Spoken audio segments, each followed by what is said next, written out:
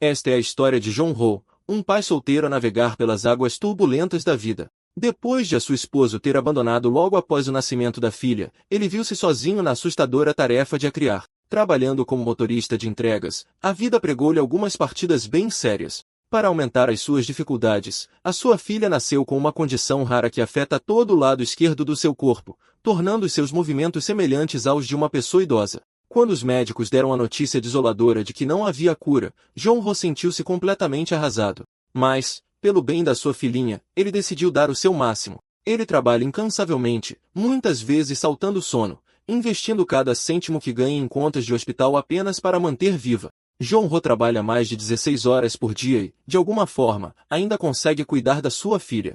Durante o dia, ele entrega encomendas enquanto ela dorme, e à noite, leva-a consigo no seu caminhão. Esta rotina implacável deixou-o completamente esgotado. A sua filha às vezes chora durante a noite, e Jong-ho sente-se impotente. Ele tornou-se pálido e exausto, levando-a consigo para todo o lado, enquanto a condição dela continua a piorar. Um dia, ao terminar o trabalho, Jong-ho está uma pilha de nervos, verificando ansiosamente o seu relógio enquanto o elevador desce. Mesmo quando seus colegas tentam puxar conversa com ele ignora-os, saindo apressadamente pela porta e correndo em direção ao seu caminhão.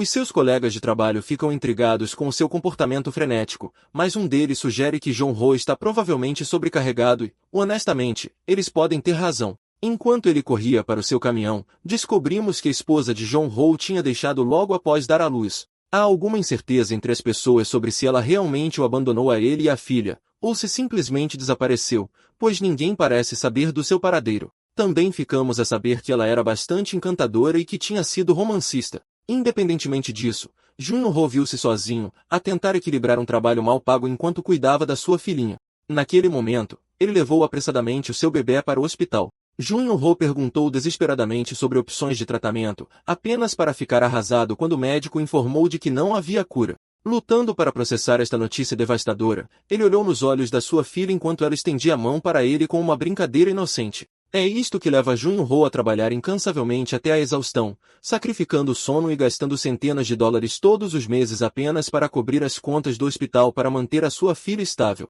Cada cêntimo que ele ganha vai diretamente para essas despesas. O nosso protagonista está essencialmente a fazer malabarismos entre a paternidade e o trabalho. Durante o dia, ele entrega encomendas e, à noite, leva sua filha consigo para passear no seu caminhão. É tão extenuante que até alguns dos seus colegas admitem que, se estivessem no lugar dele, poderiam ter considerado acabar com tudo. Uma noite, depois de um longo dia, Jong-ho finalmente chega a casa, completamente esgotado. Quando ele está prestes a ter alguns preciosos momentos de sono, a sua filha acorda. O estresse atinge um ponto de ruptura e, num momento de frustração, ele perde a cabeça e grita com a pobrezinha, dizendo que a vida seria mais fácil se ela não existisse. Embora ele não quisesse dizer aquilo, as palavras foram duras, deixando a sua filha de olhos arregalados e em lágrimas, como se ela entendesse o peso da sua declaração. Percebendo o impacto das suas palavras, Jong-ho pede desculpa rapidamente, com o coração pesado de arrependimento. Mas esse não é o fim das suas lutas. Jong-ho também enfrenta um diagnóstico de cancro no estômago,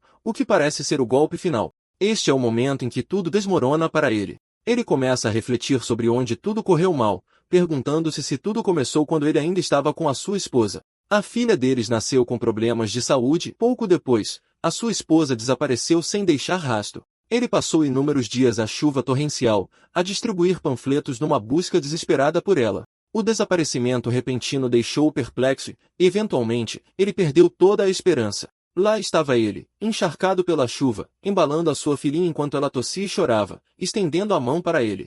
Finalmente testemunhamos Jong-ho prestes a fazer algo inimaginável. Ele está na beira de um prédio, aparentemente pronto para acabar com tudo. Mas, quando está prestes a dar esse passo drástico, ele volta à realidade, ouvindo a sua filhinha chamá-lo. Ela está com dificuldades em respirar, claramente com febre, e estende a mão para a mão do seu pai, como se implorasse pela sua ajuda. Nesse momento, Jong-ho percebe a gravidade do que estava prestes a fazer. Ele puxa-a para um abraço apertado, pedindo desculpa por a ter assustado. Lágrimas escorrem pelo seu rosto enquanto o peso da sua quase decisão o atinge. E finalmente descobrimos o nome da sua filhinha quando ela chama por Yang. Após um momento, ele decide levá-la de volta para dentro para proteger da chuva e do frio. Mas, quando parece que as coisas não podiam piorar, um raio atinge as proximidades, fazendo com que Jong-ho perca o equilíbrio. Com ele parado na beira de um prédio alto, ambos caem. Enquanto caem, Jun-Ho estende a mão desesperadamente para ela, chamando seu nome, mas parece que nada os pode salvar. De repente, ele colide com uma dimensão estranha, ainda em queda livre enquanto figuras monstruosas se avolumam sobre ele. Jun-Ho estendeu a mão para sua filhinha uma última vez, mas nada aconteceu. Antes que se desse conta, ele estava a flutuar num vazio escuro e vazio. Ele mencionou que já tinha passado tanto tempo que nem conseguia dizer quanto tempo tinha decorrido. O que ele sabia era que tinha estado à deriva por pelo menos 10 dias neste vazio interminável. Nos primeiros dias, ele gritou o nome da sua filha como um louco, chorando até desmaiar, apenas para acordar e chorar novamente. Com o passar do tempo, a exaustão tomou conta dele, e ele perdeu toda a noção da realidade, mas eventualmente começou a sair do vazio. Abaixo dele, ele avistou outro mundo. Havia uma enorme muralha de fortaleza, uma floresta escura e um bairro de lata. Eram lugares que ele nunca tinha visitado ou visto antes. No entanto, apenas um olhar para a paisagem pareceu estranhamente familiar. Este era Cine, o mundo do romance que a sua esposa tinha escrito. Do nada, Genho começou a ouvir uma voz retumbante a ecoar na sua mente. Falava numa língua que ele não conseguia compreender e, enquanto ele gritava de dor, tapando os ouvidos com as mãos, a voz só ficava mais alta, fazendo-o desmaiar enquanto o sangue escorria do seu nariz. Flashes de memórias do seu tempo no vazio surgiram na sua mente, revelando a sua filha a ser levada por um monstro misterioso. Ele estendeu a mão para ela, mas era apenas uma memória, deixando-o em angústia pela perda da sua filhinha. Ele chamou seu nome, implorando desesperadamente que ela voltasse, mas nesse momento, ouviu a voz da sua esposa dizer-lhe que ele nunca deveria ter vindo para este mundo, deixando Jun-Ho completamente atônito. Antes que ele pudesse entender o que estava a acontecer, ele começou a cair novamente. Enquanto caía, Jun-Ho percebeu que, se este era realmente o mundo do romance da sua esposa, então ele tinha essencialmente caído no inferno, porque este lugar estava infestado de monstros verdadeiramente aterrorizantes. O que me faz pensar que tipo de inspiração a sua esposa teve ao escrever tal história. Entretanto, na cidade-fortaleza deste mundo, um grupo de guerreiros estava envolvido numa batalha feroz contra uma horda de monstros. Um guerreiro armado com uma espada e um escudo conseguiu derrubar uma das criaturas, mas não foi o suficiente para virar o jogo. Os monstros restantes avançaram sobre ele. Quando ele se preparava para se defender, uma das feras foi abatida no ar, salpicando seu sangue por todo o rosto do guerreiro. Enquanto limpava o sangue, ele virou-se para sua companheira, questionando as suas ações. É então que vemos a culpada, uma mulher pálida com longas orelhas de elfa. Sim, ela é definitivamente uma elfa. A elfa diz ao guerreiro, a quem ela chama Garf, que tê-la ao seu lado lhe dá força em momentos como este. Mas depois ela diz-lhe casualmente para tratar do resto dos monstros sozinho, o que irrita o Garf. Ele protesta, perguntando se ela realmente acha que isso é sequer possível. Nesse momento, algo chama a atenção deles. Eles viram-se para ver uma enorme luz azul a descer do céu. Enquanto olham para cima, a confusão toma conta deles. Mas a luz acelera e colide com o chão, causando uma enorme explosão que força Garf e a elfa a protegerem os seus rostos. Acontece que Jun-Ho estava dentro daquela luz azul, e ele bateu no chão com tanta força que atravessou o telhado de uma casa próxima. A elfa fica ali, atônita, ao ver alguém a emergir dos destroços, mas não há tempo para espantos. Monstros estão a avançar na direção deles em hordas. Para a incredulidade da elfa, todas as criaturas estão a dirigir-se diretamente para Jon, que está igualmente surpreendido, gritando e cobrindo o rosto. Garf avança, brandindo a sua espada e mandando vários monstros a voar com um único golpe. Ele começa a praguejar contra Jon, assumindo que ele é algum tipo de funcionário público, e diz-lhe para sair dali. Entretanto, Jun-Ho reconhece Garf imediatamente. Ele é um dos personagens principais do romance da sua esposa. Na sua típica maneira aliada, Jun-Ho pergunta a Garf onde está a sua mestra Luxi e por que está sozinho, deixando Garf completamente atônito. Esta era uma informação pessoal que ele nunca esperaria que alguém soubesse. No momento em que ele se distrai, um monstro salta sobre ele, mas ele consegue bloqueá-lo com seu escudo mesmo a tempo, despachando-o sem esforço com um golpe ascendente. Garf vira-se rapidamente para Jun-Ho, exigindo saber como é que ele sabe sobre a sua mestra. Mas então Jun-Ho ouve uma menina chorar. Ele vira-se e descobre que é apenas uma criança ali perto com a sua mãe. Ao ver o medo nos olhos da mãe enquanto ela agarra o seu filho e implora por ajuda, Garf não consegue evitar sentir-se sobrecarregado. Com um suspiro de determinação, ele arranca a sua armadura e grita para os monstros virem até ele, jurando derrubá-los um por um. Suas mãos se transformam em garras, prontas para a batalha. Enquanto Jun observa isso acontecer, ele não consegue afastar a sensação de que esta cena é estranhamente familiar. Os monstros atacam Garf, que começa a dar socos enquanto Jong-ho ainda está tentando entender tudo. Em meio ao caos, ele vê o Sivi chorando em pânico, e ouve Lucy chamando por Garth, perguntando se ela ainda está por perto. Garth avisa Lucy para ficar para trás, temendo que sejam cercados. Lucy responde que vai tentar atrair alguns dos monstros para longe dele, e é aí que Jun-ho percebe. Essas foram as palavras exatas que Lucy disse no romance antes de morrer nos braços de Garth. Ele percebe que este é o prólogo da história. Determinado a não deixar a história se repetir, Jun-ho tira a camisa, deixando Garth confuso sobre o que ele está tramando. Jun-ho declara que precisa encontrar sua filha e salvar a mestra de Garth no processo. E vamos tirar um momento para apreciar nosso personagem principal, Jun-ho, que tem um corpo de pai em vez de um tanquinho irrealista. Finalmente, uma história com a qual podemos nos identificar, mas não se engane. Nosso cara está prestes a entrar em ação de verdade, certo? Vamos continuar. Voltamos a um momento em que Jun-ho estava absorto em um romance que sua esposa estava escrevendo. Ele não conseguiu evitar de derramar lágrimas por quão tragicamente lamentável era o personagem de Garth. A jornada de Garth foi bem direta. Ele se tornou um caçador de monstros e finalmente encontrou uma mentora em quem podia confiar, apenas para vê-la morrer logo no início da história. Foi realmente de partir o coração, mas a esposa de Jun-ho apenas sorriu, dizendo que não podia mudar o enredo, já que o romance já estava sendo serializado e publicado. A história ainda estava se desenrolando quando sua esposa desapareceu misteriosamente. Agora, de volta à ação, Lucy estava correndo, usando um apito assustador para atrair todos os monstros para longe de Garth. Ela mencionou que comprou o apito por precaução, e agora estava muito feliz por tê-lo feito. Mas quando ela se virou, sentiu que algo estava errado. Todos os monstros estavam de joelhos, quase como se estivessem se curvando a um governante supremo. Isso atingiu Lucy em cheio, e a percepção foi tão intensa que ela não pôde deixar de sorrir. Enquanto isso, Garth acompanhava o ritmo de Junho enquanto ele corria em direção ao destino deles. Garth não pôde deixar de pensar em como estava seguindo nosso personagem principal sem hesitar. Ele se questionou se podia realmente confiar nele. Pelo menos parecia que aquele cara não era um dos prisioneiros. E como ele sabia tanto o nome de Garth quanto de sua mestra, Garth decidiu ficar com ele por enquanto.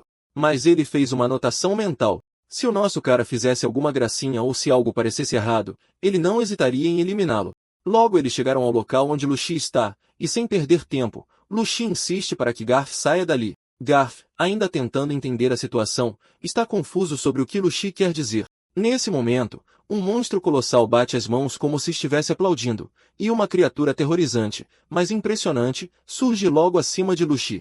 Este demônio tem uma postura de mão sinistra, quase como uma versão distorcida dos infectados de The Last of Us. Como se fosse um sinal, o monstro começa a contar, e com apenas o primeiro número, todos que ousam olhar para ele começam a sangrar por todos os orifícios. Enquanto isso, Jong-ho finalmente chega ao local, ofegante e exausto de sua corrida. Ele teme que possa ser tarde demais, e nesse momento, a dura realidade o atinge. Ele realmente está atrasado para salvar a todos. Quando o monstro chega à contagem de 2, estranhas raízes ou mãos roxas começam a emergir dos corpos daqueles que o encaravam, incluindo Lúcia, que já desmaiou. Garth corre para o lado dela, notando que Lúcia parece estar em melhor estado que os outros. As raízes roxas estão brotando principalmente de seu corpo, não de sua cabeça ou boca como o resto. Essa percepção atinge Jong-ho em cheio. Tudo está acontecendo exatamente como no romance. Garth tenta desesperadamente salvar Lúcia, gritando para ela aguentar firme, mas ela está em tanta agonia que as palavras lhe fogem. Tudo em que ela consegue pensar é no quão apavorada está de morrer e em como se arrepende de ter trazido Garth para este lugar terrível. Ela estende a mão oferecendo um pedido de desculpas, mas à medida que a cena se intensifica, o monstro ameaçador se prepara para uma contagem e um aplauso final. Esta criatura é a pura maldade. Olhe só para aquele sorriso perverso. Enquanto ele conta até 3 e bate as mãos, Jun-ho corre até Lucy, cobrindo rapidamente seus olhos com um pano. Numa reviravolta chocante, todos ao redor dele se transformam em plantas, morrendo instantaneamente, enquanto flores grotescas brotam de seus corpos. Garth fica em silêncio atordoado, percebendo que Lucy é a única que permanece inalterada. Nosso herói musculoso com corpo de pai avisa Garth para nunca fazer contato visual com aquela criatura. Ele explica que os poderes do monstro têm uma condição. Se alguém olhar nos olhos dele e ele bater palmas 3 vezes, a pessoa está acabada. Jong-ho, determinado a encontrar sua filha, cerra os punhos e encara o monstro. Ele se lembra de ter visto aquela mão monstruosa antes. Era a mesma que arrancou sua filhinha dele. Ele corajosamente exige saber se o monstro está com sua filha, e a criatura responde com o sorriso mais distorcido que ele já viu. Enquanto chama o nome de sua filha, ele a cospe cruelmente em sua mão enorme, fazendo-a parecer uma pequena bolota em comparação. Com aquele sorriso sádico, como se estivesse pronto para devorar a criança inocente, Jong-ho é consumido pela raiva. De repente, Garth dá um soco poderoso no rosto do monstro, pegando até mesmo Jong-ho de surpresa. A fera enorme uiva de dor e joga a pobre para o ar, deixando Jong-ho em pânico. Milagrosamente, ela cai em segurança nos braços de uma mulher qualquer. A mulher rapidamente a enrola em um cobertor, mas seu alívio dura pouco, pois o monstro avança contra ela, alegando que a Yang é sua filha. Esta criatura está tão obcecada pela criança que acredita que ela lhe pertence. O significado disso ficará claro quando a história se desenrolar. Naturalmente, Garth não vai deixar o monstro ter um momento de paz. Ele rapidamente desfere um poderoso soco de garra em seu rosto. Com o garfo encarando, o monstro decide que é hora de lidar primeiro com este humano irritante. Enquanto eles se encaram, ele se prepara para usar sua habilidade de aplauso. Mas assim que Garth fechou os olhos, ele percebeu que o monstro estava apenas brincando com ele. Com um soco brutal no rosto, ele o mandou pelos ares, fazendo-o colidir com força no chão. O impacto foi nada menos que selvagem, fazendo Garth gritar de agonia. O monstro o provocou, alegando que a filhinha de Jong-ho era sua filha, e puxou Garth para mais perto, repetindo aquela frase assustadora várias vezes. Ele encarou Garth, chamando o nome da filha de Jong-ho e insistindo que ela lhe pertencia. Foi quando finalmente conseguimos ver bem esta fera. Tinha um corpo parecido com o de um centauro, mas de uma forma assustadora. Jong-ho lembrou que o ponto fraco deste monstro era sua cauda. Para sua surpresa, ele avistou uma pequena criatura parecida com uma raposa aninhada nela, que parecia ser sua verdadeira forma. Antes que Jong-ho pudesse agir, o corpo principal do monstro o avistou. Enquanto ele rosnava, Jong-ho ergueu uma pedra enorme. Devo dizer que ele parecia bem impressionante. Mas assim que ele balançou para esmagar o monstro, ele se esquivou de seu ataque com uma agilidade surpreendente. Naquele momento, Jong-ho percebeu que estava em sérios apuros. Um chute poderoso o mandou pelos ares, e só de imaginar ser chutado por uma criatura tão colossal era alucinante. Pelo lado bom, o monstro ficou atordoado, confuso sobre como Jong-ho havia localizado seu corpo principal. Garth percebeu isso rapidamente e concluiu que, com base na reação do monstro, ele devia ter uma fraqueza. Sendo ele mesmo parte monstro, Garth tinha algumas habilidades sérias. Ele se libertou do aperto do monstro e desferiu uma joelhada impressionante em sua mandíbula. Mas em vez do resultado esperado, isso apenas alimentou a fúria do monstro. Qualquer ataque que não atinja seu corpo principal é praticamente inútil. Enquanto o monstro se prepara para engolir Garth inteiro, ele apenas sorri e diz que já perdeu. Num piscar de olhos, ele desfere um golpe devastador nas pernas dianteiras do monstro, desequilibrando-o. Ele então grita para nosso personagem principal dar o golpe final. Testemunhando isso, nosso super pai finalmente usa seu poder. Este é um momento clássico de pai. Ele esmaga o corpo principal do monstro com uma pedra. De novo e de novo, não apenas este monstro, mas todas as criaturas próximas sentem o impacto. Observamos enquanto o corpo principal do monstro começa a se dissolver, com os olhos arregalados de choque e incredulidade, enquanto Jong-ho o encara com puro ódio, avisando-o para nunca pronunciar o nome de sua filha com aquela boca imunda. O monstro se desintegra completamente, deixando Jong-ho parado ali. De repente, Jong-ho percebe que o corpo principal do monstro ainda não está morto. Ele começa a rir, pegando-o de surpresa. Quando ele pergunta qual é a graça, o monstro distorce ainda mais sua expressão e revela que sabe o segredo de Jong-ho, que ele tentou matar sua filha. Ele ri maniacamente, repetindo essa frase como um mantra, entrando na mente de Jong-ho, e ele sabe, no fundo, que o monstro está certo. Ele de fato tentou matar sua filha. Antes que o monstro possa cavar mais fundo, Luxi age e explode a cabeça dele com sua arma, deixando Jong-ho em choque. Com o monstro morto, todas as raízes que estavam se arrastando pelo corpo de Luxi desaparecem, e ela insiste que tudo que o monstro disse é mentira. De repente, Jong-ho ouve sua filhinha chorando e corre para ver como ela está. O que se segue é uma cena que parece ter saído diretamente de Ataque a um Titã, reminiscente da criança durante o estrondo. A bebê Yang está sendo passada de mão em mão pela multidão. É um momento lindo, com a área escurecida para enfatizar o bebê. Enquanto ela é passada de pessoa para pessoa, eles fazem uma oração, invocando Deus Pai para cuidar de todos os pais, lembrando que cada criança carrega a sua imagem, e que a bênção da senhora Miriam os guie. Ainda não está confirmado, mas tem um palpite de que a esposa de Jong-ho pode se chamar Miriam. E por algum motivo, sinto que quando ela desapareceu, acabou vindo parar neste mundo. Mas chega de teoria. Finalmente, Jong-ho recupera sua filha. Ele fica um pouco confuso com o cântico que a multidão está recitando, mas isso não é o que importa agora. Ao olhar para sua filhinha, ele percebe que a condição com a qual ela nasceu desapareceu completamente. A metade de seu corpo que se assemelhava à de uma mulher idosa sumiu. O que é ainda mais comovente é que ela reconhece o pai, agarrando seus dedos de forma brincalhona. Jun-ho, surpreso com este milagre, toca suavemente seu rosto onde antes havia uma enorme cicatriz, apenas para descobrir que ela desapareceu. Testemunhando este momento comovente, Lucy pergunta rapidamente se esta é a filha que Jun-ho procurava tão desesperadamente. Tomado pela emoção, Jun-ho cai em lágrimas, confirmando que esta é de fato sua filhinha. Ele a puxa para perto, pedindo desculpas por deixá-la sozinha, dizendo, o papai sente muito. Lucy e Garth, que agora se sentem melhor, não conseguem deixar de observar enquanto Junho continua a chorar, agradecendo aos deuses ou a qualquer poder superior que tenha curado sua filha. Ele até se pergunta se talvez seu próprio câncer também tenha sido curado. Antes que ele possa expressar sua gratidão a Garth e Lucy, ele desmaia de repente, o que é totalmente compreensível, dada a adrenalina que ele estava sentindo. Lucy e Garth trocam olhares sem palavras, mas finalmente decidem levar Jun-ho com eles. Há também a questão do pagamento a ser considerada. Como aventureiros, Liu Shi e Garth dependem da caça de monstros para sua renda, e como Jun-ho desempenhou um papel significativo nesta situação, eles concordam que ele deve receber sua parte justa. Enquanto Jun-ho perde a consciência, ele diz a Lucy que será um grande recurso para eles se o deixarem se juntar.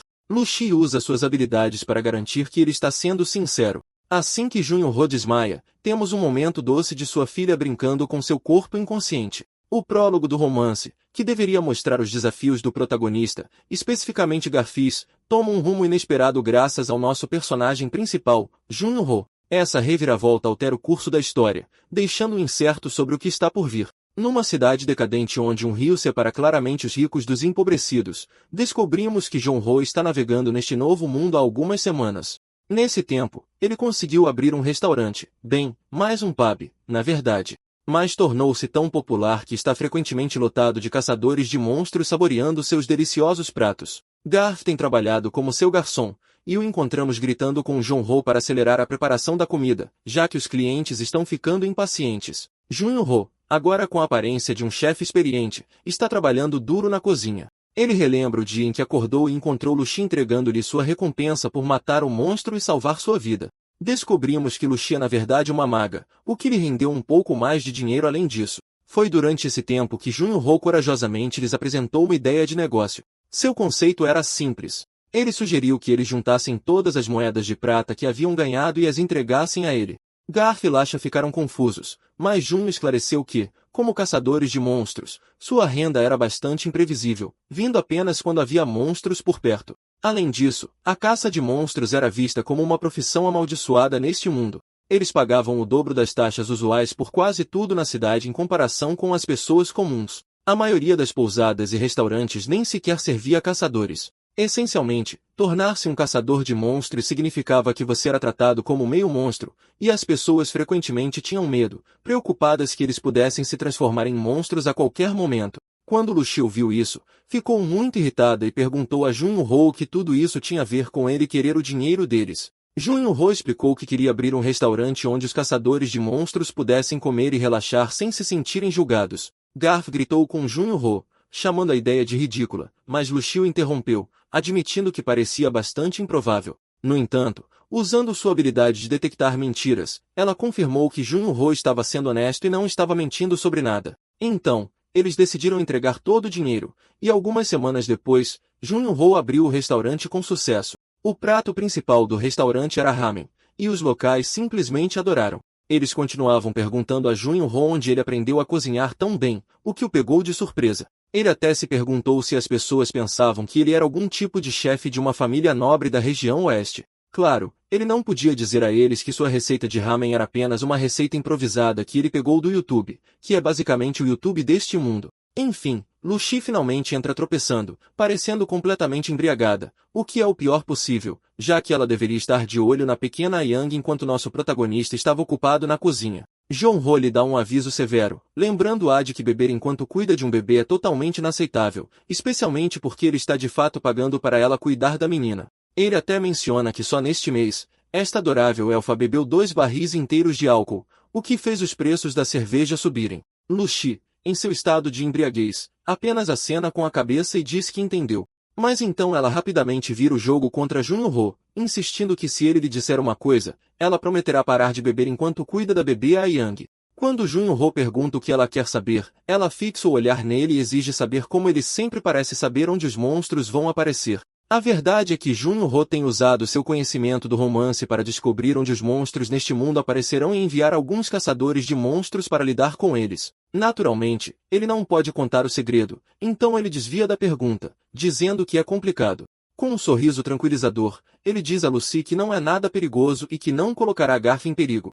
Com seus instintos aguçados, Lucy confirma que ele está dizendo a verdade. Como ele não respondeu à pergunta dela, ela volta a beber. Sinceramente, não tenho certeza do que o artista está tentando transmitir, mas é muito difícil definir o gênero de Lucy. Às vezes ela parece fofa. Outras vezes, ela parece mais masculina. Mas esse não é o ponto principal. Vemos então que Junho essencialmente criou um mapa marcando onde os monstros provavelmente aparecerão. Por um breve momento, ele se pega pensando em como acabou nesta situação bizarra. Ainda existem alguns mistérios que ele não consegue entender, como por que a doença de sua filha pareceu desaparecer no momento em que eles entraram neste mundo. De uma coisa ele tem certeza, no entanto, é que ele está determinado a reescrever o final desta história.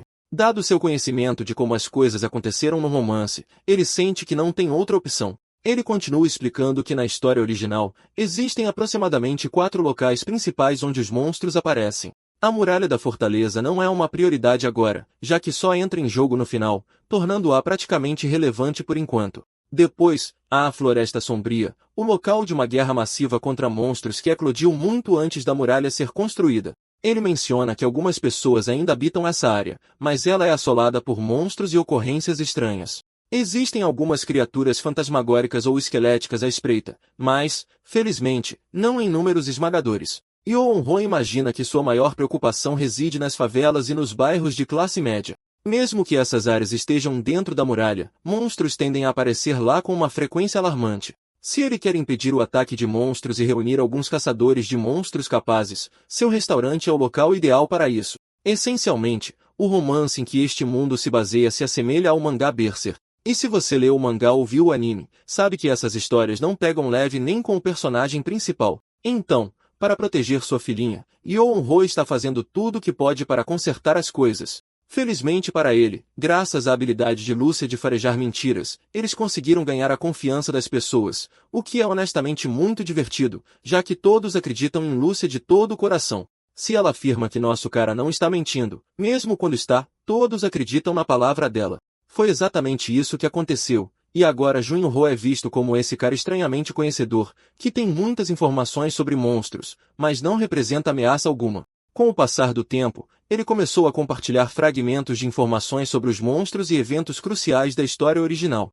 E ele, Garf e Lucy essencialmente formaram uma espécie de guilda. Caçadores de monstros passavam em seu restaurante para comer algo, e ele fornecia informações valiosas sobre as criaturas. Além disso, com sua experiência, Garf e Lucy ganharam muito dinheiro, que eles reinvestiram no restaurante, fazendo-os se sentirem como uma grande família feliz. Junho ressalta que o verdadeiro problema está no final, que afirma que tudo vai por água abaixo. Para piorar, esse final está programado para acontecer exatamente daqui a 2 anos. O romance nunca explica o porquê, mas diz que em apenas 2 anos, tudo já terá desmoronado. Junho está determinado a mudar isso, especialmente porque sua filhinha acabou de começar a se sentir melhor. Ele não vai deixar que esse final aconteça. Enquanto isso, de volta ao restaurante, Garf grita por ele, dizendo que eles têm um problema. 6 novos clientes chegaram, cada um pedindo algo diferente. Naturalmente, Junho não percebeu nada disso. Ele ainda estava absorto em pensamentos, tentando descobrir como impedir que o mundo desmoronasse. Enquanto isso, a pequena Yang cochilava feliz enquanto seu pai surtava internamente, percebendo que seu restaurante está prosperando, mas ele só tem 2 anos para saborear esse sucesso. É irônico, considerando o quanto ele lutou no mundo real. Ele finalmente vai até os clientes que acabaram de fazer o pedido, mas tem que dar a má notícia de que eles chegaram em uma hora ruim. Seu restaurante está basicamente fechado por hoje e ficou sem estoque. Isso deixa alguns dos caçadores de monstros um pouco desanimados. Alguns deles mencionam que nunca imaginaram que viriam seu lugar favorito fechar por falta de comida, enquanto outros comentam que o lugar do Junho só usa ingredientes frescos, então é compreensível. Eles até dizem que é muito melhor do que aquela espelunca morro acima. Enquanto eles se afastam, Junho não consegue deixar de se perguntar por que seu restaurante está prosperando. A Lúcia, meio bêbada, aponta o óbvio. Ela explica que, como Jong-ho serve comida e bebida para caçadores de monstros como eles, que são praticamente banidos de outros restaurantes, e ele não os expulsa quando ficam por muito tempo, além de não cobrar a mais e até oferecer bebidas extras. Não é surpresa que eles amem o lugar dele. De qualquer forma, Garf afasta já meio bêbada Lúcia. Mas assim que ele faz isso, ela de repente fica séria, como se sentisse algo estranho dentro do restaurante. Quando Garf pergunta o que foi, ela ignora e acena um adeus para Yang, voltando a ser sua versão boba. Mas então, ficando séria novamente, ela diz a Jong-ho que o verá em breve, deixando-o confuso sobre o que ela quer dizer. A Yang apenas acena de volta, parecendo adorável como sempre. Quando Jong-ho volta para dentro, ele nota um cara assustador ainda parado perto da porta, aparentemente esperando por ele. Aquele desgraçado perturbador está apenas sentado lá, parecendo que não vai fazer nada de bom com a nossa pequena Yang. Quando Jong-ho finalmente avista o cara assustador, ele diz que o restaurante está fechado por hoje, mas em vez de ir embora, o cara apenas sorri daquele jeito perturbador, dizendo que sabe. Jong-ho, sentindo um arrepio na espinha, vai para os fundos, deixando o cara assustador parado ali como se tivesse saído de um filme de terror. Jong-ho pergunta se o cara veio para comer algo, e o cara responde que ouviu dizer que este lugar é bem famoso. Curioso, Jong-ho pergunta o que ele quer dizer com famoso e pelo que exatamente este pequeno restaurante é conhecido. O cara assustador apenas dá um sorriso de canto e diz que é famoso por servir comida para caçadores de monstros. Então ele explode em uma risada maníaca, questionando por que Jong-ho sequer pensaria em servir aqueles caçadores de monstros, o que é bem louco. Veja bem, os caçadores de monstros são em parte monstros, então eles também são vistos como monstros. Se eles perderem o controle de suas emoções, podem se transformar em monstros completos. Enfim, nosso protagonista, sentindo que há algo de errado com esse cara, apenas dá um sorriso sem graça e pergunta se há algum problema em ele servir comida para caçadores de monstros. O cara assustador continua rindo, dizendo que os caçadores de monstros são apenas aberrações que são meio monstros e nunca se transformam completamente. Ele acrescenta que é apenas uma questão de tempo até que o façam. E, honestamente, ele não está errado. Houve muitos casos em que caçadores de monstros se transformaram completamente em monstros e começaram a causar estragos. Então, para alguém não só acolher essa gente, mas também alimentá-los, especialmente com uma criança pequena como a Yang por perto, é uma loucura total. Ouvindo tudo isso, nosso protagonista apenas dá um sorriso sem graça e rapidamente muda de assunto. O cara assustador insiste que esse nem foi o motivo de sua visita. Ele pergunta ao nosso protagonista se ele é o dono do restaurante, com um sorriso ainda mais assustador, menciona que ouviu dizer que o dono sabe muito sobre monstros, o que deixa Jong-ho completamente atordoado. Ele tenta minimizar, dizendo que são apenas boatos e que ele é, na verdade, apenas um humilde cozinheiro. Mas o cara o confronta diretamente, afirmando que o que ele acabou de dizer é um completo absurdo. É quando a ficha finalmente cai para Jong-ho. Ele começa a se perguntar se esse cara assustador pode ser, na verdade, um monstro disfarçado. Jong-ho explica que existem basicamente 3 tipos de monstros nessa história. Primeiro, temos os monstros do tipo fera. Eles são os mais comuns, geralmente não muito inteligentes, e aparecem com frequência ao longo da história. Sabe, os monstros clássicos. Em seguida, vêm os monstros do tipo feitiço, como o que vimos no início. Esses caras usam uma magia aterrorizante e são mais inteligentes que os do tipo fera. Mas, felizmente, eles só aparecem uma vez ou em situações especiais, o que é um alívio porque eles não são brincadeira. Junho deduz que esses 2 tipos de monstros atacam os humanos no local, então não há como esse cara assustador ser um deles. Isso deixa apenas o terceiro tipo e o pior de todos, os monstros nomeados. Estes são os que estão direta ou indiretamente ligados à história principal, e só de pensar neles faz Junho suar frio. Antes que ele possa processar, o cara assustador está bem ao seu lado, perguntando o que ele está procurando. Essencialmente, este cara está tentando provocar uma reação do nosso protagonista, Jong-ho. Ele tem jogado palavras nele, mas Jong-ho apenas as ignora educadamente. Ele diz ao cara que está procurando por alguns ingredientes restantes para preparar uma refeição, mas o cara apenas mantém aquele sorriso assustador e diz que não gosta de comida humana. É quando Jong-ho finalmente aceita a realidade. Este cara é um monstro de verdade. E ele nem está tentando esconder isso. Mas com a pequena Yang ali, ele sabe que não pode fazer nada imprudente. Enquanto ele se prepara para colocar a Yang no chão para lidar com a situação, o monstro o encara. Por alguma razão estranha, esses monstros têm a bizarra habilidade de sentir os segredos mais profundos e sombrios de uma pessoa. Ele pergunta sem rodeios a San-ho se ele abusou de sua filhinha, acrescentando que, embora não tenha batido nela, tentou matá-la. Ouvindo isso, Junho explode em pura raiva, que é exatamente o que o monstro esperava. Ele continua a provocá-lo, zombando para que ele fale e se defenda. Junho responde bruscamente, mandando-o calar a boca, o que deixa o monstro tonto de alegria. Finalmente, Junho-Ho está respondendo. Percebendo que cometeu um erro, Junho-Ho respira fundo e confronta o monstro, apontando que ele tem usado sua lábia para provocá-lo o tempo todo. Isso deixa o monstro completamente atordoado. Para de fato atacar e devorar um humano, ele precisa levar suas vítimas ao limite. Mas agora que Junho-Ho desmascarou sobre algo que ele nem deveria saber, ele avança contra ele. Junho-Ho, já esperando por isso, rapidamente coloca a pequena Yang de lado e pega uma faca. Mas antes que ele possa atacar, o monstro o agarra pelo pescoço e o joga contra a parede. Ao abrir a boca, vislumbramos a verdadeira forma do monstro, uma pequena criatura assustadora lá dentro. Ele pergunta a Junho-Ho como ele descobriu seu jogo. Inicialmente, ele pensou que o dono do restaurante, que todos insistem ser um especialista em monstros, era apenas um cara que dedicou sua vida a estudar essas criaturas por um desejo de vingança após perder sua família. Mas acontece que há mais na história. O que está realmente acontecendo é que este monstro está genuinamente surpreso. Esta é uma criatura que deveria aparecer apenas uma vez no romance, e era tão esquiva que não havia nenhuma informação sobre ela. Então, para um cara qualquer em um restaurante não só saber como seus poderes funcionam é bem perigoso.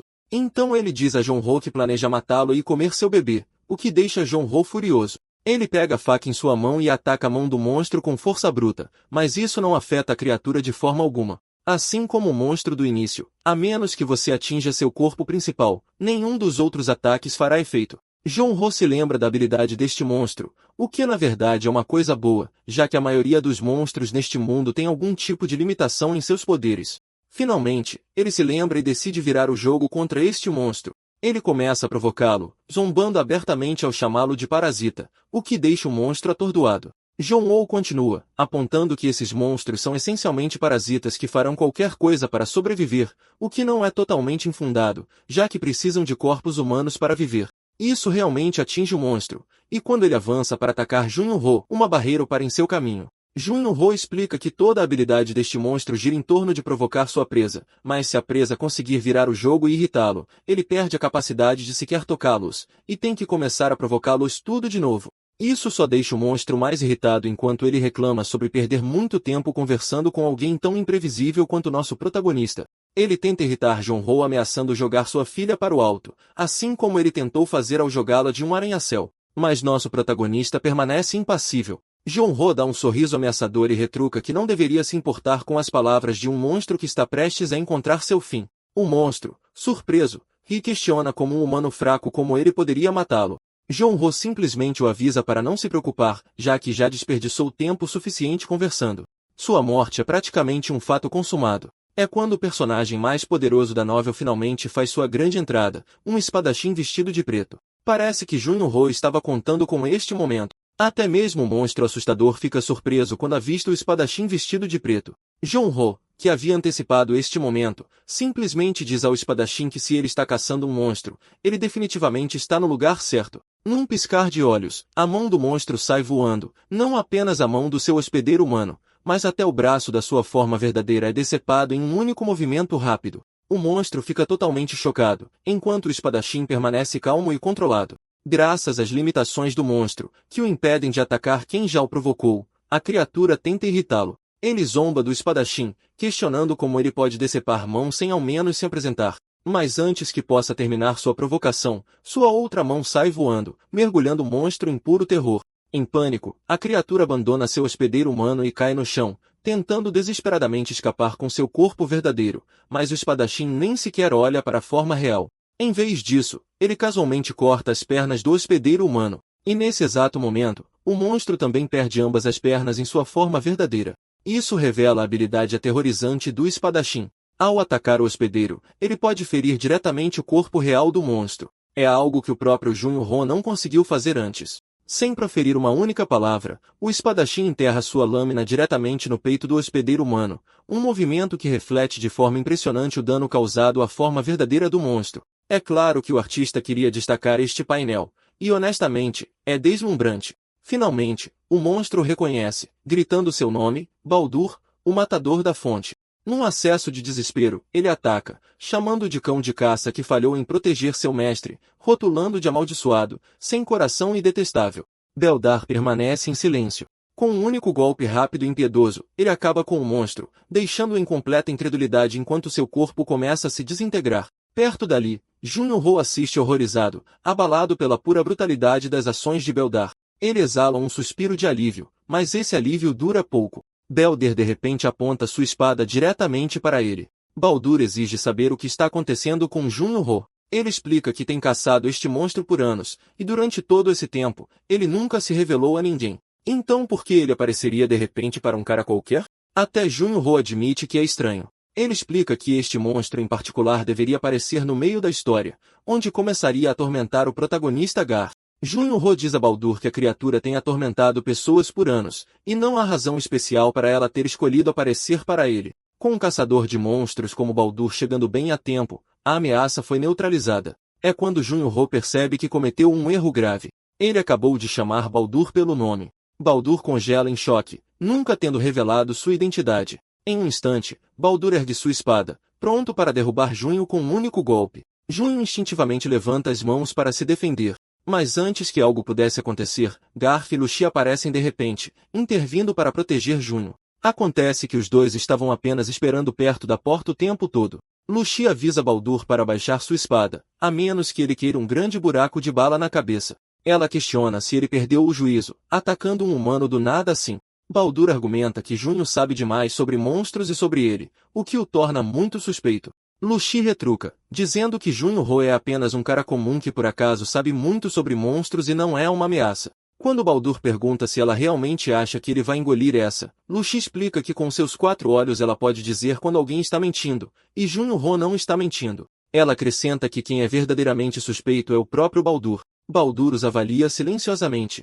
Ele começa com Gart, apontando que ele é um caçador há menos de 5 anos. Então ele se vira para Jun-Ho, chamando de suspeito por abrir um restaurante apenas para caçadores de monstros. Finalmente, ele olha para Luxi, descartando-a como apenas uma criança de orelhas pontudas que até comeu o próprio irmão. Isso na verdade dá uma ideia sobre a natureza dela.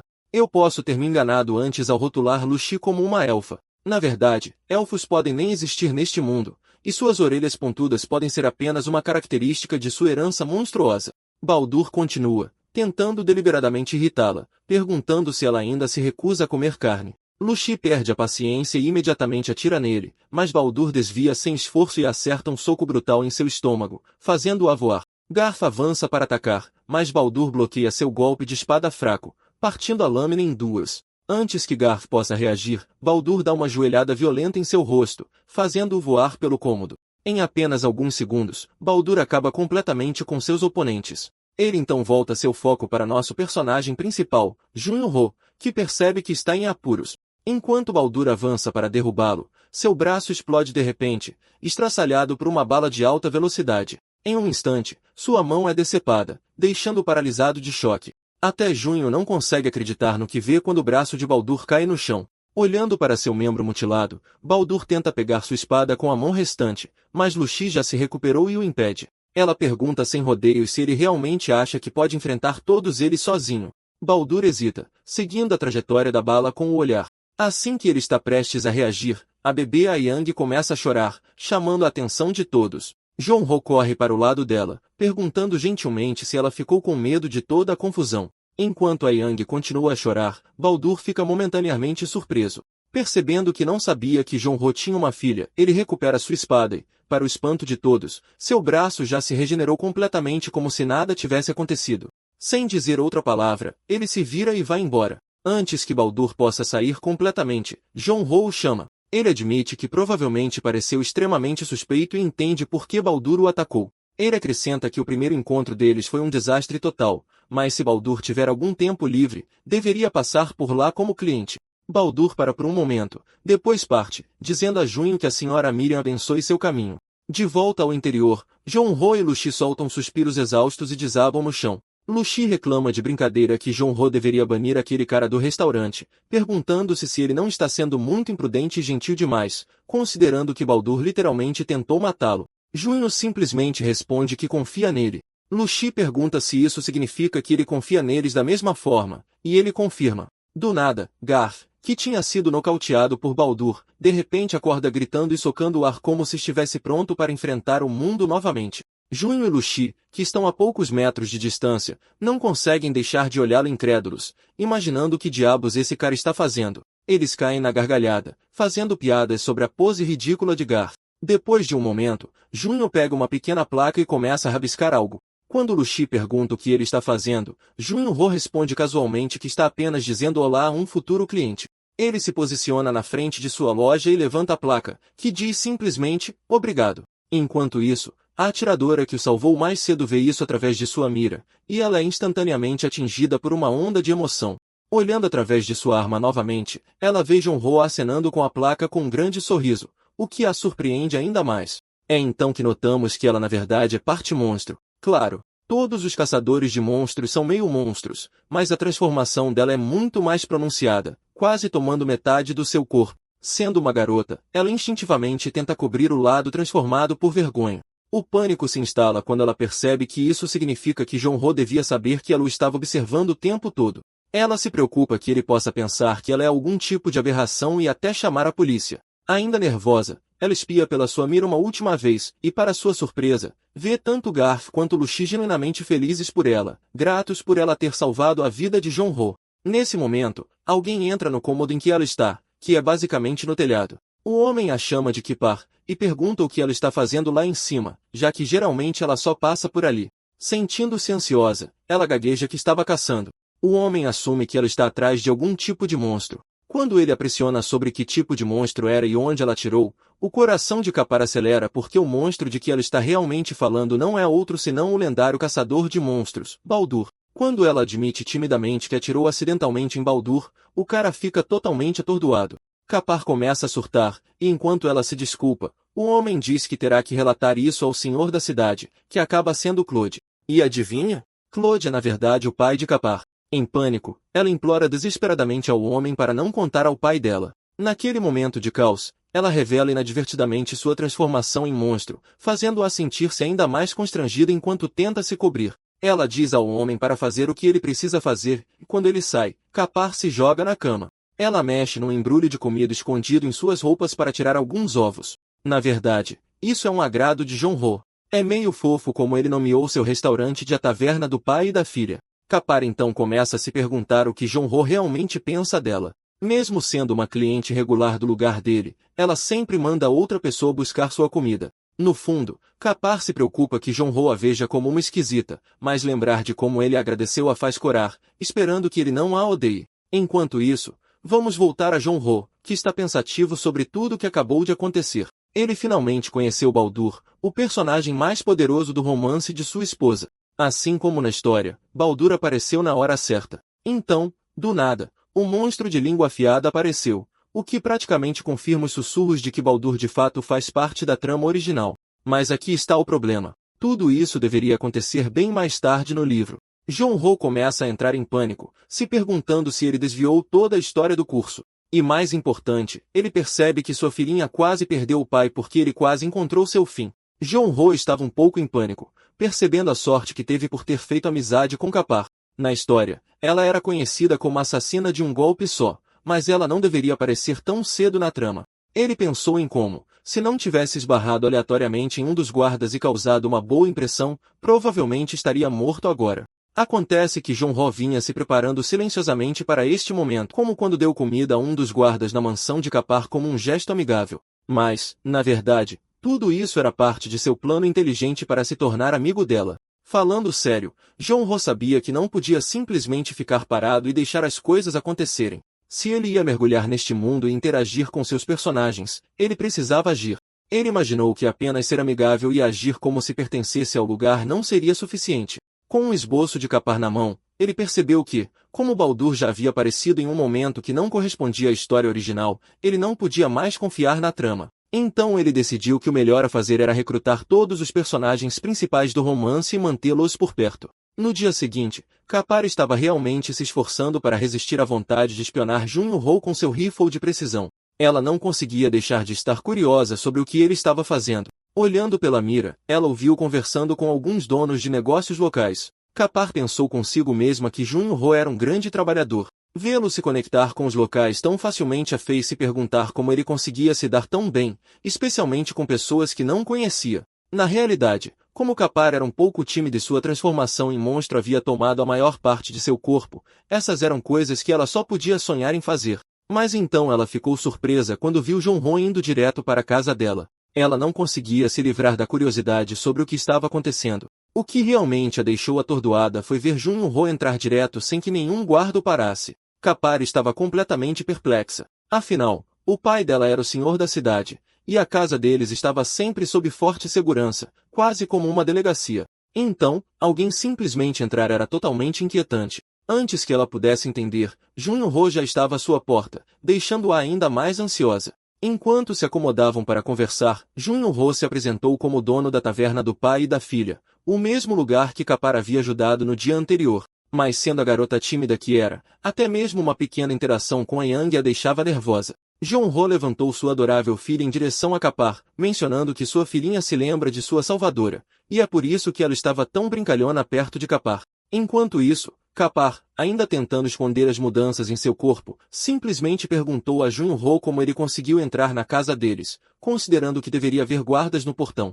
Foi então que Junho explicou que aqueles guardas eram clientes regulares de sua taverna. Quando ele lhes disse que queria conhecer Kapar, eles o deixaram entrar sem pensar duas vezes. Isso realmente destacou o quão bem Junho foi aceito neste mundo, especialmente entre os caçadores de monstros. Ele também mencionou que, quando disse aos guardas que queria agradecer a Kapar por seus esforços em proteger a cidade dos monstros, todos, incluindo os guardas, ficaram emocionados. Essencialmente, a transformação de Kapar em monstro lhe deu algumas vantagens únicas, permitindo que ela avistasse ameaças à distância. Ela havia se tornado como uma torre de vigia para a cidade, identificando monstros antes mesmo que pudessem entrar e abatendo-os com seu rifle de precisão. Mas quando ouviu Junho elogiando-a, ela corou tanto que acabou cobrindo o rosto inteiro de vergonha. Junho, sabendo exatamente o que fazer, diz a ela que trouxe algo especial. E qual é a surpresa? Comida. Não tenho certeza se são ovos cozidos ou outra coisa, mas Junho explica que, como Kapar costuma pedir muitos deles, devem ser os favoritos dela. No momento em que ela vê, Kapar se ilumina de alegria, esquecendo completamente sua vergonha anterior. Ela ama tanto a comida que está praticamente babando. Junho menciona que trouxe um monte e a incentiva a comer. Enquanto dá uma mordida, ela expressa sua gratidão, dizendo que realmente aprecia, já que não podia ficar pedindo aos guardas para lhe trazerem toda hora. Junho não consegue deixar de sorrir. Bem, é mais um sorriso de canto de boca. Sério, está claro que ele conquistou Kapar. Então ele menciona casualmente que tem um pequeno favor a pedir a ela. Não conseguimos ouvir o que é, mas a julgar por sua atitude feliz, deve ter corrido tudo bem. Ao saírem, olhando para a torre de Kapar, notamos que uma nova bandeira foi adicionada. Numa inspeção mais atenta, é a bandeira da taverna do pai e da filha. Essencialmente, Junho está promovendo seu novo serviço de entrega. Ele está à procura de caçadores de monstros fortes que possam entregar mercadorias e comida. Mesmo neste novo mundo, ele ainda tem uma paixão por seu trabalho de entrega.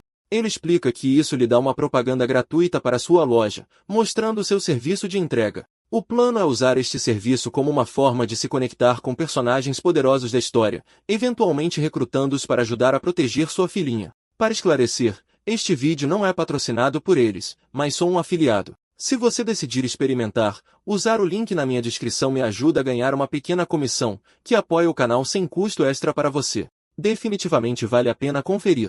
Agora, de volta à história. Kapar acenou para Junho com um sorriso brilhante, quase como se estivesse buscando elogios por seu trabalho. Mas Junho não pôde deixar de suspirar. A bandeira que anunciava o evento deles estava pendurada de cabeça para baixo.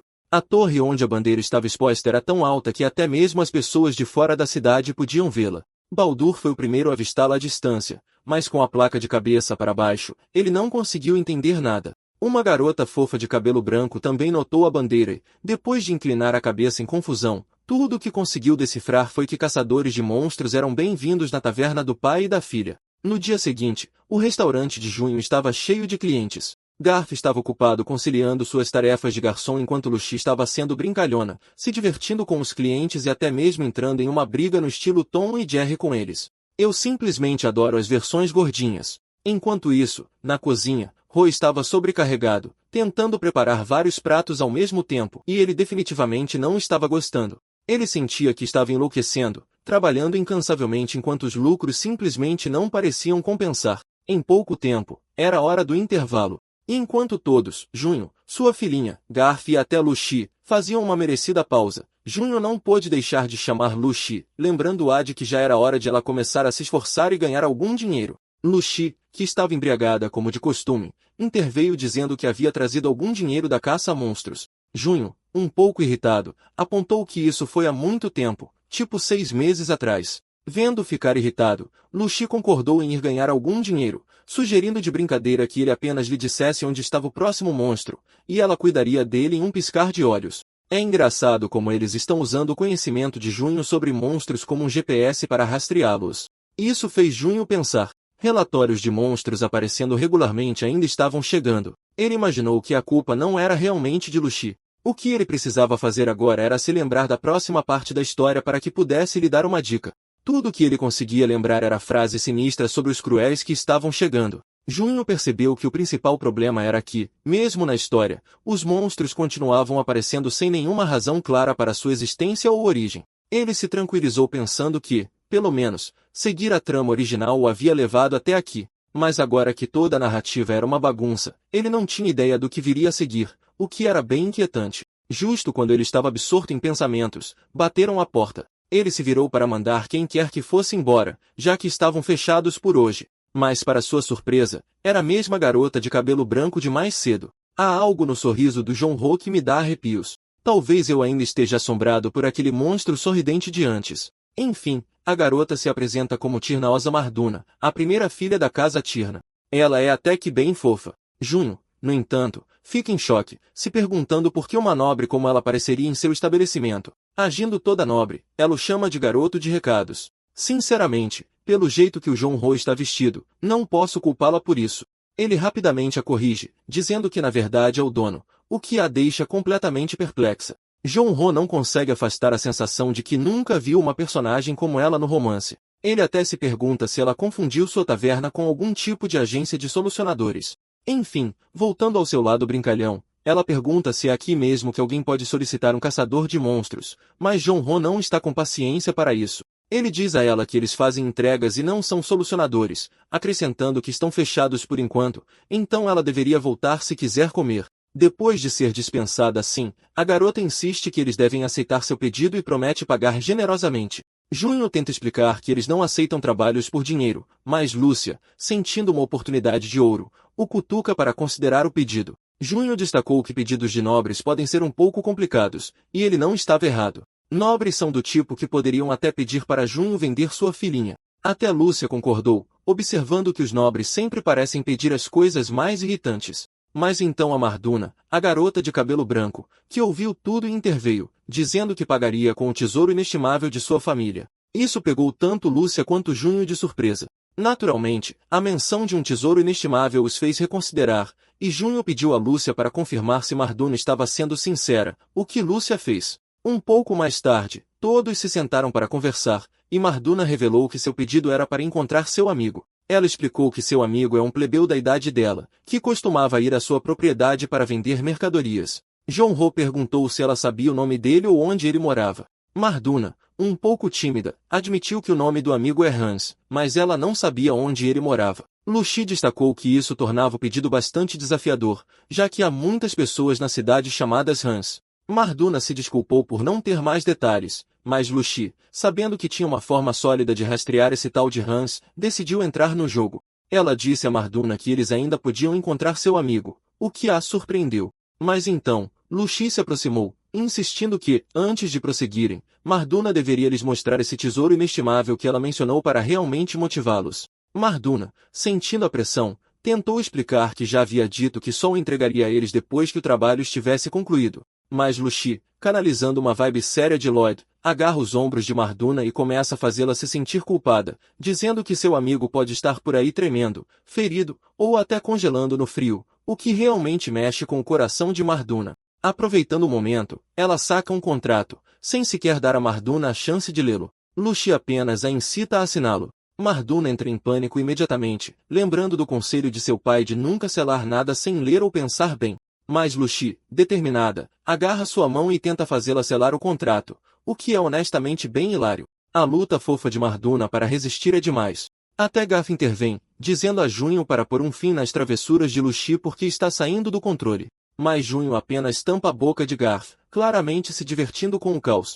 Mas falando sério, essa era uma tática necessária ao lidar com nobres. No final, Marduna relutantemente sela o contrato. Depois disso, Junho-ho decidiu fechar a loja por hoje, deixando uma placa que dizia que estavam fechados por motivos pessoais. A cena muda para a casa de Marduna, que é uma mansão antiga em ruínas, dando a impressão de uma casa nobre outrora grandiosa que já viu dias melhores. Por dentro, estava igualmente bagunçado, parecendo que não era limpo há séculos. Junho-ho e a turma ficaram bem desapontados. Eles caminharam o dia todo apenas para chegar e serem recebidos com nada mais do que um copo de água em uma xícara lascada. Garth não conseguiu mais conter suas preocupações. Ele se virou para Lucy e perguntou o que estava acontecendo. Marduna era uma nobre, mas de alguma forma não podia nem pagar uma carruagem para levá-los montanha acima. Garth até questionou se o tal tesouro inestimável era real. Lucy, frustrada, explicou que, segundo sua habilidade, Marduna não estava mentindo sobre o tesouro.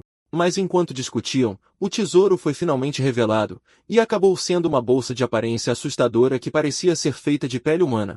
Só de olhar a cena, Junho-ho, Lucy e Garth ficaram todos perplexos, com Lucy expressando seu desconforto desde o início. Eles voltaram sua atenção para a tímida Marduna, que já estava em lágrimas. Lucy tentou esvaziar a bolsa na esperança de encontrar algo dentro, mas estava completamente vazia. Decepcionada, ela tocou a cabeça e perguntou a Marduna se ela achava que isso era algum tipo de piada. Ela apontou que aquela bolsa sinistra não valia nada, o que só fez Marduna chorar mais, enquanto insistia que não estava mentindo e que a bolsa era o bem mais precioso de sua família. Lucy rebateu que ninguém sequer iria querer comprar algo assim. Eles teriam sorte se encontrassem um colecionador excêntrico com gosto duvidoso. Foi aí que os sentimentos de Marduna foram realmente feridos, e ela perguntou se isso significava que eles não a ajudariam a encontrar seu amigo Hans. Lucy simplesmente entregou a bolsa a Junho, sugerindo que seguissem em frente, pois parecia uma perda de tempo. Mas Junho, sendo o pai carinhoso e compreensivo que é, não conseguiu ignorar a tristeza de Marduna.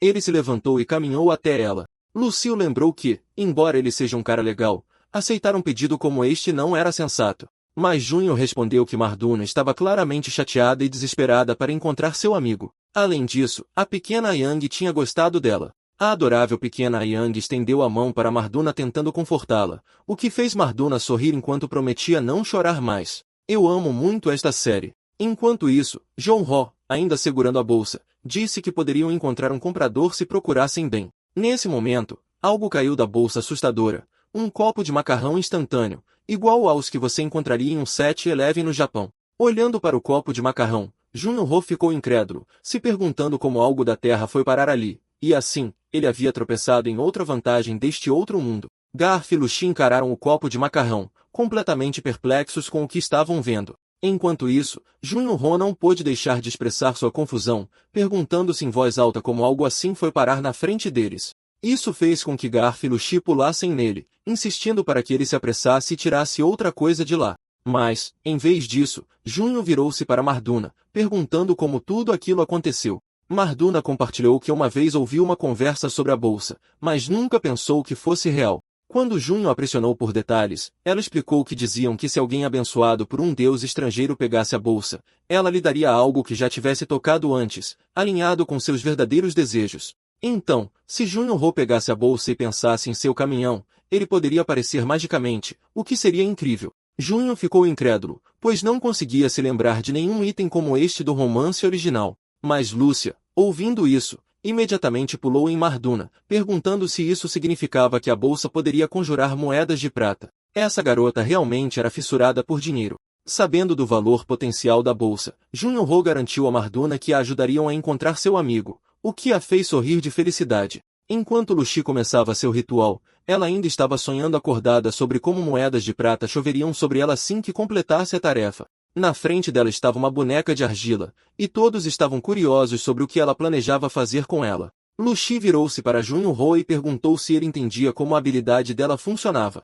Junho assentiu, explicando que Lucy podia ver verdades e mentiras representadas como cores. Lucy concordou, acrescentando que leva tempo para ela determinar se as respostas que recebe são genuínas. No entanto, se pudessem criar um alvo para perguntar qualquer coisa, isso mudaria completamente o jogo. Junho interveio, dizendo que essa abordagem lhes permitiria discernir a verdade da mentira sem precisar perguntar diretamente. Você consegue sequer compreender o quão poderosa é essa habilidade? Quero dizer, ela poderia literalmente fazer uma boneca de argila e perguntar a cura para o câncer, e a boneca não teria escolha a não ser lhe dizer a verdade. É como andar na linha tênue entre a verdade e o engano. Mas Garfos lembrou que usar essa habilidade cobra um preço sério do corpo de Lucy. Se piorar, pode acelerar sua transformação em monstro, o que é uma preocupação real, já que essa técnica leva sua forma de monstro aos limites. Suas garras emergem e suas orelhas se movem enquanto ela ordena que a boneca de argila a obedeça e responda a todas as suas perguntas. Ao dar o comando, a boneca reage, os olhos surgindo enquanto ganha consciência.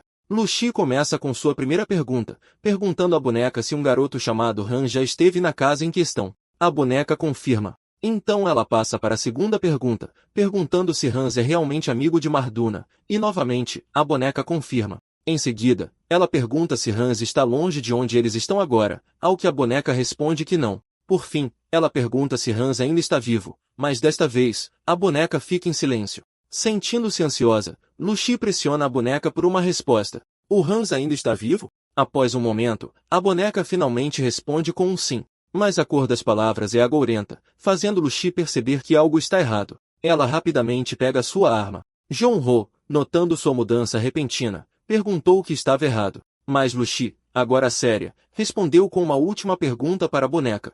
Hans havia se transformado em um monstro, e ele estava bem ali com eles? A risada da boneca ecoou ameaçadoramente enquanto confirmava a verdade. Hans estava de fato lá. Em pânico, Lucy virou-se para Garf e Junho, instruindo-os urgentemente a fechar a porta. Mas antes que pudessem reagir, o monstro atravessou a parede, atacando Lucy. Felizmente, Garf foi mais rápido. Ele correu para a frente dela, interceptando o ataque bem a tempo. Marduna, testemunhando esse caos, ficou horrorizada ao ouvir a voz de Han chamando por ela. Seu corpo havia se transformado em um monstro grotesco, e vê-lo assim partiu seu coração. Enquanto a criatura consumia Hans por completo, até mesmo golpeando e mandando ficar quieto, Marduna ficou paralisada de medo. Finalmente, o monstro se revelou, uma figura grotesca com um rosto humano e um corpo de aranha, seu semblante lembrando de um velho. Ele começou a brincar com os sentimentos de Marduna, acusando-a de ser responsável por tudo isso, enquanto ela confundia as palavras da criatura com as de Hans. Ela só conseguia chorar enquanto o chamava. Percebendo que a situação estava saindo de controle, Lucy virou-se para Marduna em busca de orientação. Uma vez que alguém se transforma em um monstro assim, a única opção que resta é matá-lo. O monstro, ao ouvir isso, ficou ainda mais enlouquecido, mostrando os dentes de fúria e culpando Marduna por tudo. Cada sonho e futuro que ela havia prometido a Hans agora era apenas uma piada cruel. Ouvindo isso, especialmente sabendo que seu amigo acabou nessa confusão por causa dela, Marduna se sentiu completamente arrasada. Assim como antes com aquele monstro assustador, este abriu a boca pronto para devorar Marduna, que já estava emocionalmente destruída. Mas então Jong-ho entrou em ação, tirando uma lata de pesticida de sua bolsa e borrifando-a no monstro-aranha. Para surpresa de todos, realmente funcionou. A pele do monstro começou a chiar, e ele gritou em agonia rolando no chão. Lucy e Garf ficaram completamente perplexos com as ações de Junho. Ele deu um passo à frente, insistindo para que Marduna não ouvisse o monstro. Ele explicou que criaturas como essa sempre dizem bobagens, explorando a bondade dos outros enquanto transferem a culpa para todos os outros. Enxugando as lágrimas, Marduna virou-se para Junho e os outros, implorando para que salvassem seu amigo.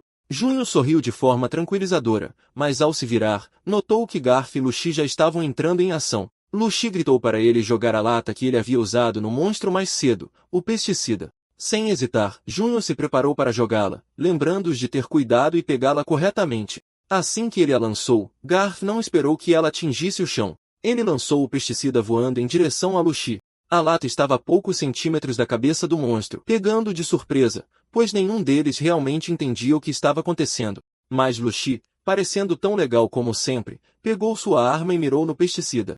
Ela elogiou Jong-ho por tirar itens tão misteriosos de sua bolsa. No entanto, naquele momento, Jong-ho de repente se lembrou que pesticidas são inflamáveis. Ele gritou para Lucy parar, mas era tarde demais. Ela já havia puxado o gatilho. Jong-ho rapidamente agarrou Marduna e a pequena Yang, abrigando-se bem no momento em que uma explosão massiva ocorreu, a meros centímetros da casa de Marduna. No rescaldo, a explosão havia derrotado o monstro, mas também causou sérios danos à casa de Marduna. Como sempre acontece, Pouco antes dessas criaturas encontrarem seu fim, elas começam a dizer coisas bem perturbadoras.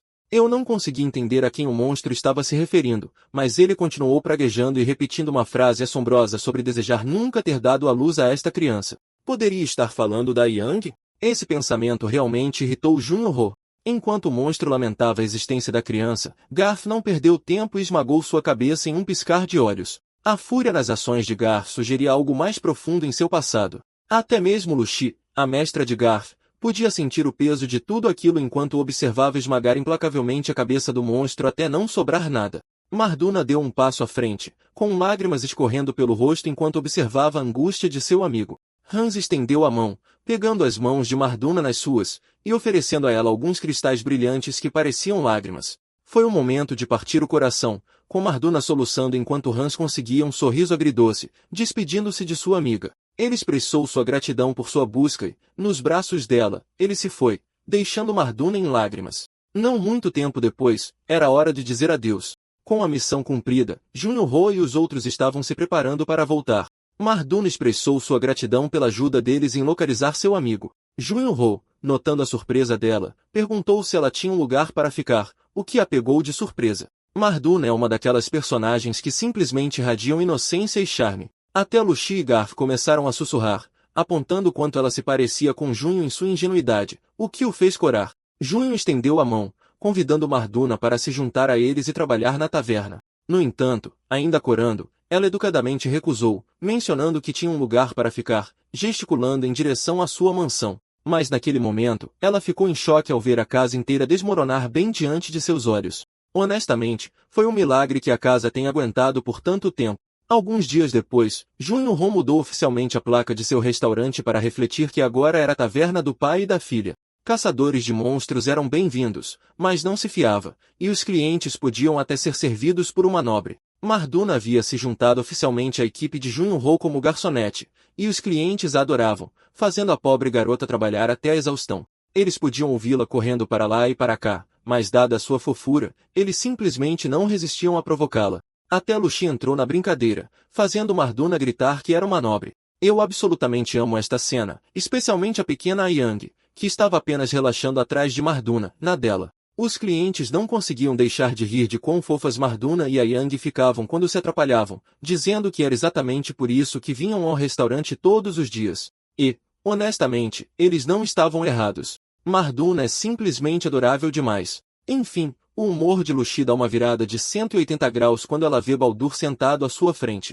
Ela lança um olhar fulminante para ele, exigindo saber o que ele está fazendo no restaurante, além de estragar o dia dela. Mas acontece que Baldur está completamente cativado pela fofura de Yang, olhando para ela o tempo todo. Marduna, percebendo isso, pergunta rapidamente por que Baldur não está comendo sua refeição, já que o macarrão está ficando mole, mas Baldur nem responde. Ele apenas mantém o olhar fixo na pequena Yang. Marduna, sentindo-se um pouco ansiosa, se pergunta se há algo de errado com a comida, mas mais uma vez, Baldur permanece em silêncio, fazendo Marduna começar a entrar em pânico. Nesse momento, a Yang estende a mão para Baldur como se quisesse brincar e, pela primeira vez, Baldur abre um pequeno sorriso enquanto ela estende a mão de forma brincalhona. Marduna, vendo isso, entrega a adorável a Yang para Baldur, quase como se estivesse balançando um peixe na frente dele. Por outro lado, Lucy não está nada satisfeita. Ela não pode deixar de resmungar sobre por que Baldur tem frequentado tanto o restaurante ultimamente. Garth aponta que Baldur vem há uma semana inteira, então qual é o motivo de tanto ódio da parte de Lucy?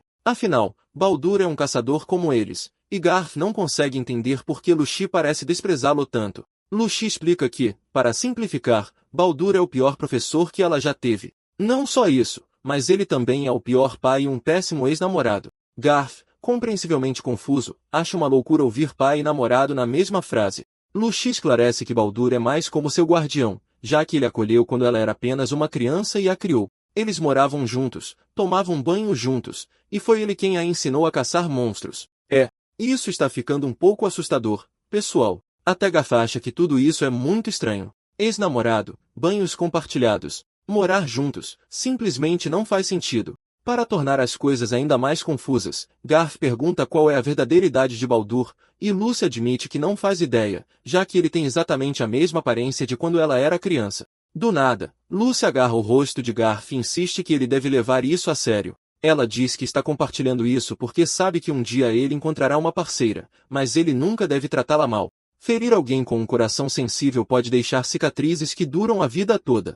É uma lembrança dura de quando Baldur apareceu pela primeira vez e chamou Lúcia de a criança que devorou o próprio irmão. Talvez seja por isso que Lúcia tem um temperamento um pouco difícil. Enfim, Garth fica lá, com as bochechas coradas e completamente perplexo. Nesse momento, Marduna entra de repente, assustando-o com um grito sobre um grande problema. Garth fica surpreso quando Marduna explica que há 10 clientes, cada um pedindo algo diferente, e ela só tem 2 mãos para dar conta de tudo. Essa garota realmente sabe como ser adorável. Até a pequena Yang a está imitando. Ao ouvir isso, Garth cerra os punhos e grita, perguntando quando Jong-ho voltará. Eles mergulham numa correria frenética para preparar a comida, ambos fazendo o melhor para acompanhar o ritmo. Enquanto isso, eles entregam a bebê a Yang para Baldur, que está parado ali, completamente perplexo com o caos. Luxi, observando Garth e Marduna se esforçarem para administrar o restaurante, não consegue deixar de se perguntar o que Jun-ho está fazendo. Quero dizer, ela poderia ajudar em vez de apenas bebericar sua bebida.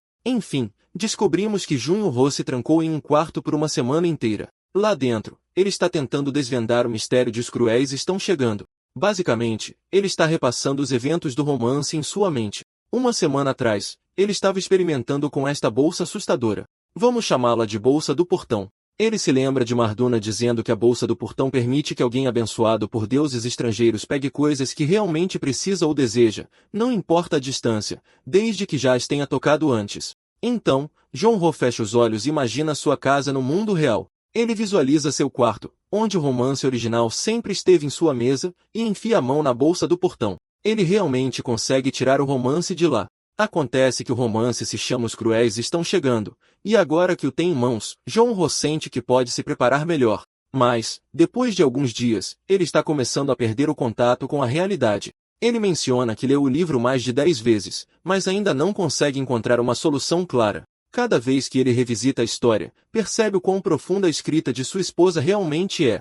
É tão intrincada que lhe traz lembranças dela enquanto escrevia, e ele não consegue deixar de se lembrar de como ela parecia feliz. Jong-ho resume o enredo do romance de sua esposa. Essencialmente, este mundo foi moldado pelos deuses pais e sua filha Miriam. No entanto, Miriam se apaixonou por um humano, uma criação dos deuses pais, o que desencadeou uma reação em cadeia de caos. Em sua rebelião contra seus pais, ela inadvertidamente atraiu um deus exterior, levando à invasão de monstros daquele reino, marcando o início da destruição. À primeira vista, é evidente que o pai tolo que encarna o chefe final é o verdadeiro vilão, e o protagonista Garth deve derrotá-lo. No entanto, neste mundo sombrio, Garth suporta um sofrimento sem fim, acabando por desmoronar e se tornar a maior vítima de todas. A história culmina em uma tragédia sem fim, mostrando a busca desesperada de Garth por vingança após perder Luxi e se encontrar completamente sozinho. No romance, desde o início, Luxi estava destinada a encontrar seu fim nas mãos do monstro cão que bate palmas. Isso deixou Garth ardendo de desejo por vingança contra as criaturas que levaram sua mestre. Em sua obsessão, ele ultrapassou os limites ao consumir carne de monstro para alimentar sua busca por vingança, o que acabou por levá-lo à loucura. Em vez de salvar pessoas como um caçador de monstros deveria, ele ficou obcecado apenas em exterminar monstros, resultando em inúmeros cidadãos feridos ou até mortos. Como consequência, todos os caçadores de monstros da cidade, incluindo Baldur e Kapar, viraram-lhe as costas. Jun-ho ressalta que essa era a única maneira como as coisas poderiam ter acontecido. Baldur provavelmente começou a ver Garth como um monstro, enquanto Kapar, sendo uma oficial pública responsável pela segurança da cidade, não podia deixar um caçador de monstros tão imprudente vagar livremente. Apesar de sua matança implacável de monstros, Garth foi incapaz de impedir a queda da cidade. Tragicamente, cada caçador de monstros que deveria ser o salvador da cidade acabou encontrando seu fim, cada um por suas próprias razões pessoais. Kapar se transformou completamente em um monstro, enquanto Baldur foi brutalmente espancado até a morte por humanos. Dada a quase imortalidade de Baldur, eles recorreram a esmagar sua cabeça e jogar seu corpo no rio. Para piorar as coisas, todos os caçadores de monstros tiveram fins brutais nas mãos de humanos, deixando Garth como o último sobrevivente. No entanto, ele passava a maior parte de seus dias no túmulo de Luxi, consumido por um vazio profundo, decidindo por fim abandonar a luta. Consequentemente, a parte leste da cidade foi completamente devastada, coincidindo com o desaparecimento misterioso da esposa de Jun-ho e o fim abrupto da serialização do romance. Jun-ho reflete sobre o quão intenso tudo isso é. percebendo que ele é o único que pode impedir que tal futuro se concretize. Neste momento, o romance está em seu arco final, e Jong-ho revela que falta apenas 1 ano e meio para o apocalipse. Segundo a história, este evento catastrófico verá monstros nomeados surgindo na área entre a cidade e sua muralha externa, resultando em um colapso completo da comunicação entre as cidades, e a muralha da fortaleza se tornará cada vez mais difícil de defender. O número de monstros aparecendo dentro da cidade também aumentará constantemente. No entanto, há uma coisa que Jun-ho não consegue entender: o comportamento dos monstros. Ele acredita que a história mostra claramente que eles vêm de fora, e foi estabelecido que estão invadindo sob as ordens daquele pai tolo mencionado anteriormente. No entanto, como esses monstros continuam aparecendo dentro da cidade, isso sugere que eles devem ter tido a capacidade de se infiltrar desde o início, o que simplesmente não faz sentido. E por que a destruição da cidade está prevista para acontecer em 1 ano e meio? Se os monstros realmente têm uma maneira de surgir dentro da cidade, eles poderiam atacar a qualquer momento. Jun-ho se pergunta se o dia do apocalipse tem algum significado especial, pois marca o dia em que os monstros lançam seu ataque. Se o objetivo deles é exterminar a humanidade, a estratégia mais eficaz seria manter um ataque implacável para desgastar os humanos. Estas eram as perguntas que intrigavam Jun-ho. Ele começou a pensar que talvez devesse apenas reunir todos os caçadores de monstros e ir atrás dos monstros ele mesmo, usando o conhecimento que tinha. Parecia bom na teoria, mas ele rapidamente descartou a ideia, percebendo que poderia desviar toda a história se ele se intrometesse demais, e isso não seria bom.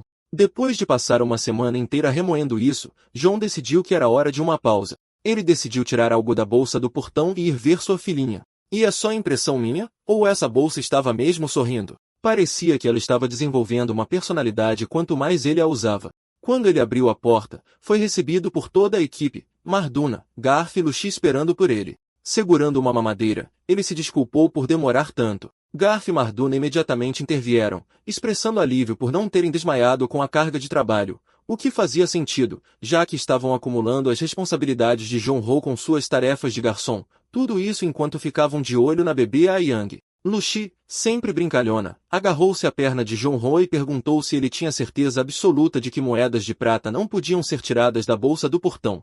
Essa mulher tem um amor sério por dinheiro. Jun-ho explicou que, embora não pudesse tirar moedas de prata, ele havia descoberto uma maneira de ganhá-las usando a bolsa do portão enquanto isso. Assim que ouviram isso, tanto Garf quanto Lucy se animaram, ansiosos para saber se Jun-ho havia descoberto algo significativo. Lucy estava praticamente brilhando com a ideia. Enfim, Jun-ho voltou sua atenção para sua filhinha, que ainda estava no colo de Baldur. Vendo como ela se dava bem com Baldur, sem lágrimas, apenas chupando sua chupeta feliz, Jun-ho não pôde deixar de perguntar a Baldur se ele consideraria se unir a ele para criar um mundo onde sua filhinha pudesse viver em paz e crescer feliz. Baldur pareceu um pouco surpreso, comentando que Jun-ho é um sujeito bem peculiar. Ele possui uma quantidade surpreendente de conhecimento, o que não é necessariamente ruim.